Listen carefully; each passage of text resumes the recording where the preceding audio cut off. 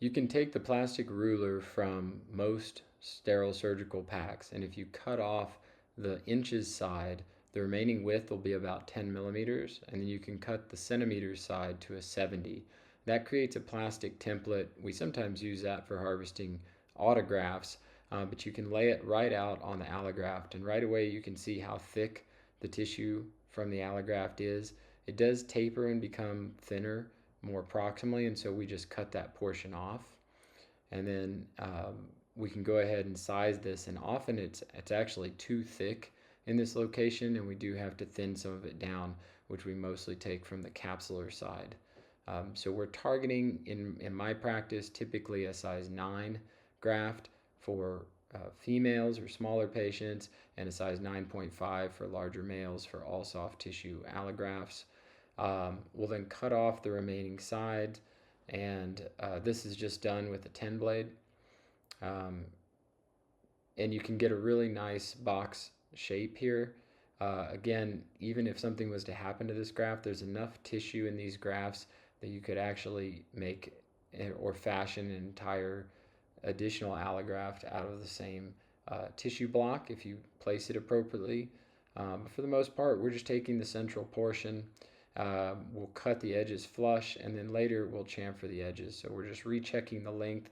For an all-inside technique, I like a 70 total length, and that'll allow us to have 20 millimeters in each bony socket and a 30 millimeter intra-articular distance. And so once this is all completed sharply with the blade, we'll go ahead and take some final sizings, and the picture is seen here. I'll often put a single vicryl stitch just because my assistant is preparing these ahead of time on the back table, and we may be drilling the tunnels and want to know the size ahead of time.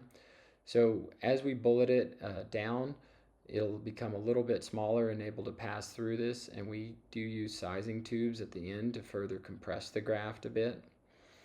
But in this case, we know that we're going to be able to squeeze it about down into that size 9 on the graft sizing block. Here we're just demonstrating that we're going to taper the ends, and that's best done with iris tissue scissors or sharp Metzenbaum scissors.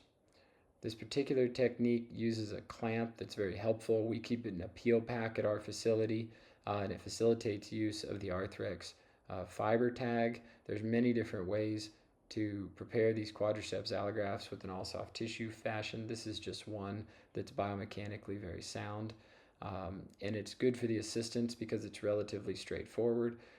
The card is clipped around the clamp, and then it's whip stitching just as though it was a large hamstring tendon with a couple of locking sutures. It'll pass down with each suture going through the fiber tape, and then we'll work back up.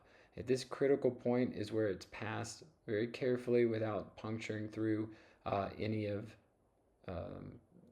the fiber tape suture that's part of the TightRope device.